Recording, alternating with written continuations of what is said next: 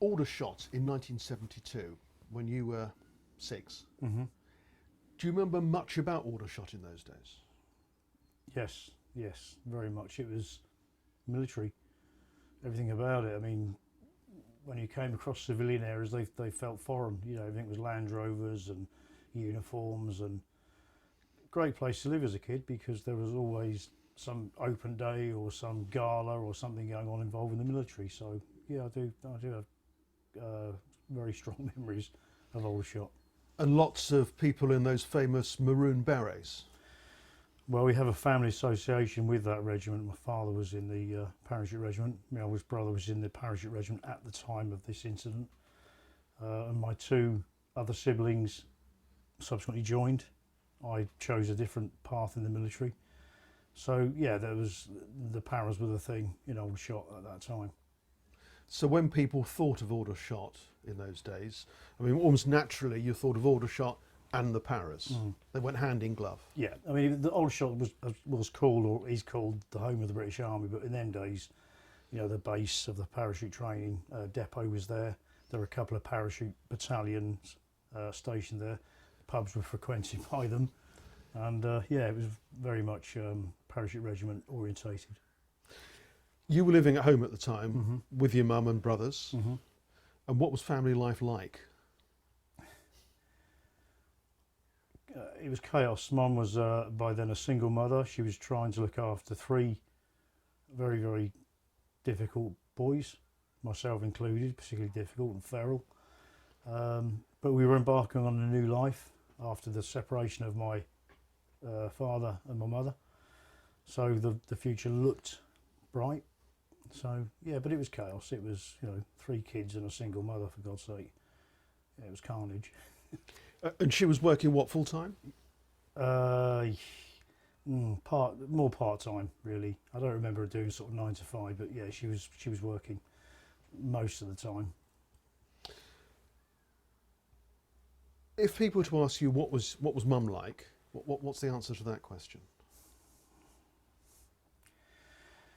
Okay, so from working class stock, of Irish descent, staunch Catholic, old school, not lovey-dovey, kissy, cuddly, more smacky, slappy, wipey, facey with snotty tissue. Or, you know, she was that kind of mum, very old school, no nonsense, very gregarious. But yeah, but my memories of her are quite few, to be honest. In your mind's eye, if you choose to, can you sort of capture her image, her voice? Yes. Yeah. The day itself, the day the bomb went off, 22nd of February 1972, do you remember much about that day? Yes. Yeah, like it was yesterday. So I went to school, which in itself was quite a feat, and returned home. The house was empty, which was unusual. The house was locked, which is also unusual. So I just went next door and played with the kids next door who were my age. And then after some time, I caught a glimpse of my old man walking down the back garden path. And then I heard hysterical sobbing in the kitchen from my neighbour and my father, her having heard the news. And then he just walked into the living room and said, "Get up and come home." So I got up and went home, and that was all that was told to me. And I was just told to pack some clothes because we were leaving. And then my other couple of brothers turned up, and we left the house together for where my father lived. Were you told what had happened? No. The first I had even any remote idea about it was when we got to my old man's new military married quarter, because he had remarried, in Arborfield. We were sitting there and the late news was on, and I recognised the building that Mum was working in. Smashed to pieces and curtains blowing in the wind and bits of cars littered about. But again, I didn't twig or ask, and nobody told me. In fact, nobody did ever tell me what happened. So nobody sat down with you and No. said, "That's very bad news." No. Do you think, in a sense, the lack of compassion, the lack of some sort of empathy when you were told the news? I mean, has that affected you to this day? I don't know, because I can't compare it with what it's like to have the empathy and be told. Would it have made any difference? I don't know. There's so much to this. It's not, losing a parent for any child is beyond traumatic, but the circumstances and the focus that was on this and the newsworthiness of it, and being young enough to watch my older siblings attempt to progress with this disability, and watching the mistakes they made, and of course making them myself. But it was, I don't know, I mean, I can only experience what I've experienced, and I don't say it's any harder than other people who have been in similar situations, but it was unique in a lot of ways. So you were a week short of your 7th birthday when it happened. Yes. In the weeks and months that followed, Mm-hmm. what was the emotion inside you? Was it anger or even hatred? Well, initially it was confusion. I just had no idea what was going on. Everything had changed. My brothers were then 13 and 15 at the time, and young skinheads, as was the fashion. And they were getting into all sorts of trouble. They really went off the rails. But I was just, it felt like I was a bystander. It felt like it was all happening around me. I made no sense of any of it.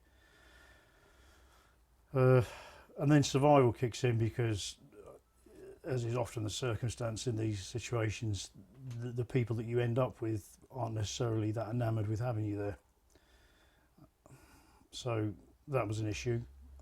And also, the old man was coming to the end of his parachute regiment service, so he was going to be leaving the army. So there's a lot of things happening at that time.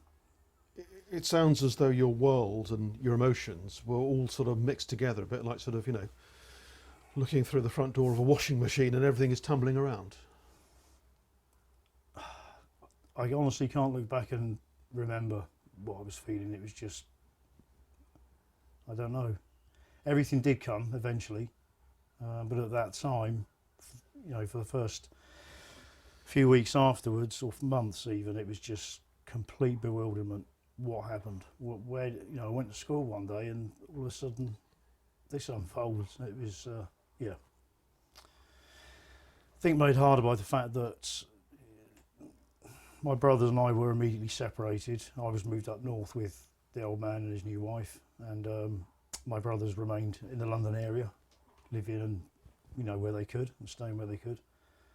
So, and I didn't see them for often a year or so at a time in the initial stages. Can you remember in those first few weeks and months missing mum?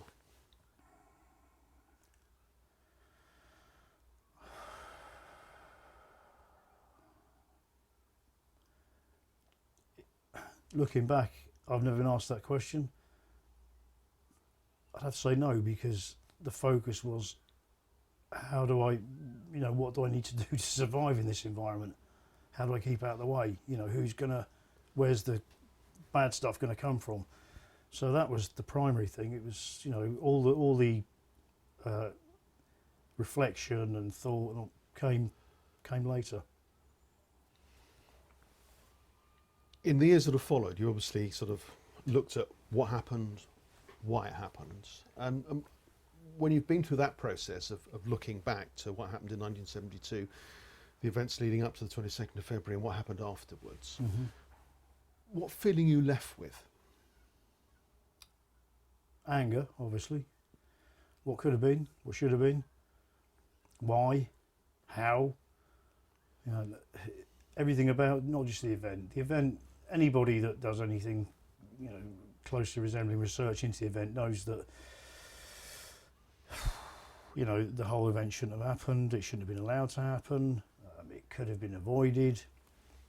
But then the aftermath, which is what I've spent most of my life living with, was it was non-existent. I mean, it may have been the times then. I don't doubt that's the case. But you know, for example, we weren't the only ones that were left, you know, without their single mother. A friend of mine who was 8 at the time lost his single mother, who was a very good friend of my mum's, and he received a letter of condolence from, I believe, the then local MP, contained inside which was a bag of sweets. That right there was absolutely typical of any response from authority, if you were able to get one. Did you ever get any compensation? I did. When I was about 29, 30, I was encouraged by other family members to claim it, as was my right. For obvious reasons, I had no interest in having that money, but I did make a claim for a criminal's injuries compensation and was written back with a reply that said, we're sorry, but you haven't made your claim within 3 years of the event, to which I replied that I was 9 years old at that time and wouldn't have coped with the forms required. So I subsequently got an amount, and it stayed in my account for quite a while unused. Looking back to what had happened just a few weeks before the 22nd of February, we all know about Bloody Sunday. And obviously the parachute regiment were involved in that. Do you think people made mistakes? Do you think senior commanders made mistakes in terms of not stepping up security around the headquarters? After Bloody Sunday, 3 weeks, well, I leave everybody that may be watching this to draw their own conclusions. If an event such as Bloody Sunday occurs to a section of a population of that magnitude and violence, they are unquestionably going to be demanding a reprisal. And for the unit in question that was to be the intended target, they of all British Army units are, one of the most professional, toughest, and for them not to be prepared. And in saying that, I don't blame the foot soldiers. I don't blame them in any way, because it all comes from up top. They just do as they're told. So if nobody had the wherewithal to say, guys, we've this has been a big deal, we need to kind of shut the back gate and let the guard dog out for a little while. But nah, apparently not. And from what we know, a car loaded with a very large bomb was just literally driven into the base and parked near the officers' mess, where your mum was working. Yeah. Yes, not just my mum. 4 other ladies, one of whom was a single mother. Another, Sherry Munson, was quite a young girl and aspiring model. These were people. These were people. They weren't regiments or military forces. They were people. So 5 women were killed, my mum being one of them. A semi-retired gardener by the name of John Hasler. And the only military casualty was a man by the name of Jerry Weston. It is very likely that I knew them all. Jerry Weston, possibly not, but I used to go to work with my mum quite a lot. And Jerry Weston was described as quite an extraordinary man and had been sent back from Ireland because he'd put himself at risk in trying to bridge build between various communities. But yeah, that's basically what happened. A bomb was parked outside the building in the middle of the garrison, in the middle of the camp in the morning, and blew up at dinner time. Was there ever a proper investigation? No.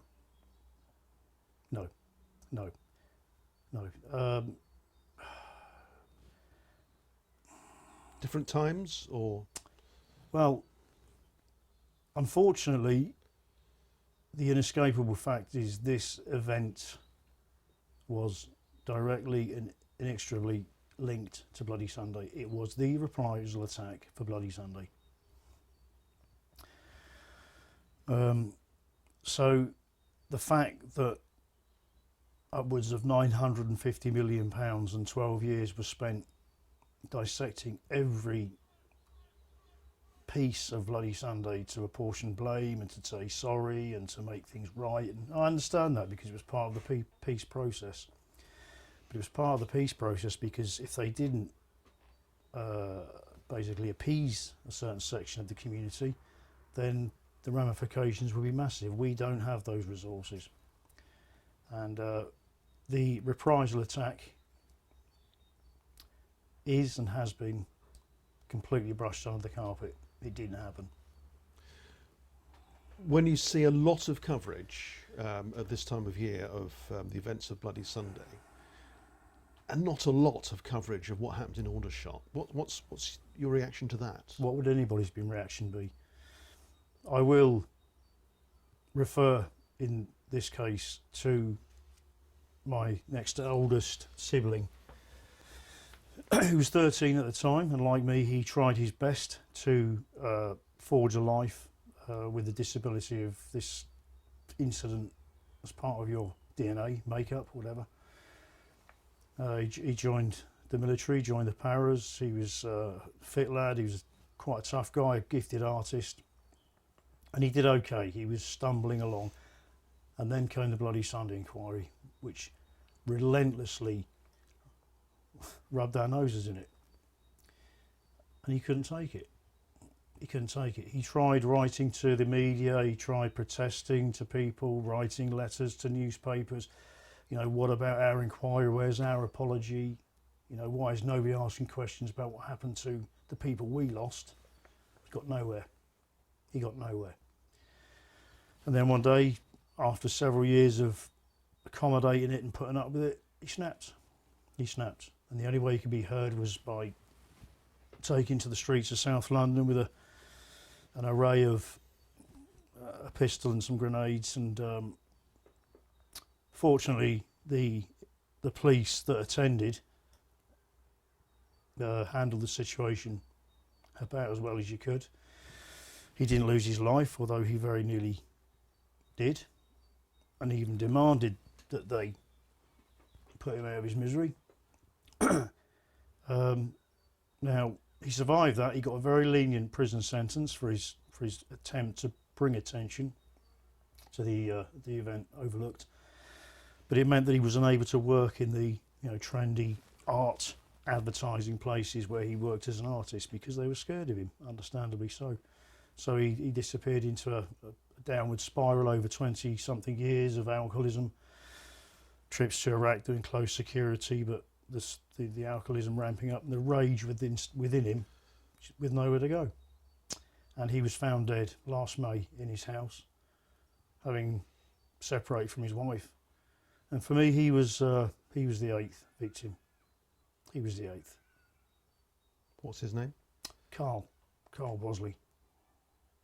And do you think that was the initial handling of how you youngsters were told about what had happened in terms of the care you received at the time, and then the fact that the resentment built up, given the fact that there was a sharp contrast between what happened with the inquiry into Bloody Sunday and then what happened with virtually no inquiry into Aldershot? You have to be pragmatic and you have to look at these things for what they are now. At the end of the day, as I alluded to, the reason there was a Bloody Sunday inquiry and everything that surrounded it was because it was part of a political process. There was an end game. In our circumstance, because the attack happened to the military, well, they would keep their counsel. There's no way it can't have been an embarrassment to the military. That goes without saying, surely. But who would benefit from it being kept in the limelight? With the IRA have lost the biggest recruiting event they've ever experienced by the fact that somebody said, well, hang on a minute, you guys came and killed 5 women, a gardener, a priest in reprisal. And then they'd say, well, how did they do that? Why did they get in? How did they get in? 3 weeks afterwards? How? But people don't want those questions out in the limelight. So you just put up with it. But You know, I should be putting up with it, and other people affected should be putting up with it a lot better than we are. We would have been if other circumstances hadn't meant that the catalyst for our loss has been a political football. You know, But in terms of that tragic event and the Mhm. massive impact it had, in terms of the way it's remembered, do you think a lot of people sort of in various organisations have been responsible virtually for trying to, to use that old phrase, sweep it under the carpet? well, you've only got to look at the fact that the media and covered a 12-year inquiry into the events of Bloody Sunday. And as I say, hundreds of witnesses, eyewitness accounts, first-hand accounts, experts from all over the world. And yet not once did anybody say, well, guys, there was, as a result of this, these guys got their lives turned upside down. Maybe somebody should apologise to them or give, just at least acknowledge it. But it's the world we live in. Is there anything that could happen now that would take away some of those years and years of hurt that you've been through? No, because even though the event that's coming up is the opening, the unveiling of a memorial to my mother and her friends, 50 years. 50 years. I suspect most of the remaining relatives are probably dead. I mean, I know I was one of the youngest affected, but 50 years. How can you possibly, the first mainland UK bombing that the IRA undertook during those periods of the Troubles didn't happen. Didn't happen.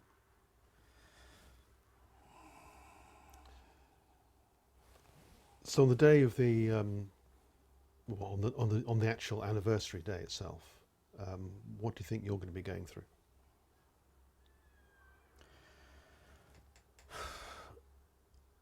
Personally speaking, it's for me to pick the bones out of what's there, see it for what it is, accept it, move on. For me, it means I can draw a line under this, and for what remains of my life, I can live as somebody who doesn't carry this thing with them. It's closure, and it's not the closure I would have liked. I would have liked to have been, seen people get the help they should have had. I would have liked this event given the recognition it should have had, but we don't get everything we want in life. If anything like that ever happens now, in the near future, do you think the way that victims and the way their families will be looked after would be totally different? 100%, because fortunately as a society we moved on. We recognise things that are related eventually to mental illness. So people are talking about it, people are recognising it, people are taking steps to mitigate the effects of these things, and that's exactly as it should be. Now, the event which changed our lives happened a long time ago, and those were times when those thoughts weren't there, that it wasn't recognised, that you just stiff upper lip and get on with it. Having said that, there's been plenty of opportunity to make amends, but it's not been politically expedient to do so. And we know that in the years afterwards, only one person was ever brought to justice. Do you sometimes think to yourself there were a lot of people involved in that? Planning, carrying out? Well, but then again, where do you start? Because if I'm going to really go down to it, I'm going to blame Oliver Cromwell for taking over Ireland 800 years ago, the subjugation of the Irish people, the lack of rights, heavy-handedness of the British security forces on occasions. Where do you start? But yeah, who blame. It's not about blame. It's about, just things could have been done better. Things could have been handled better. Thank you very much. You're welcome.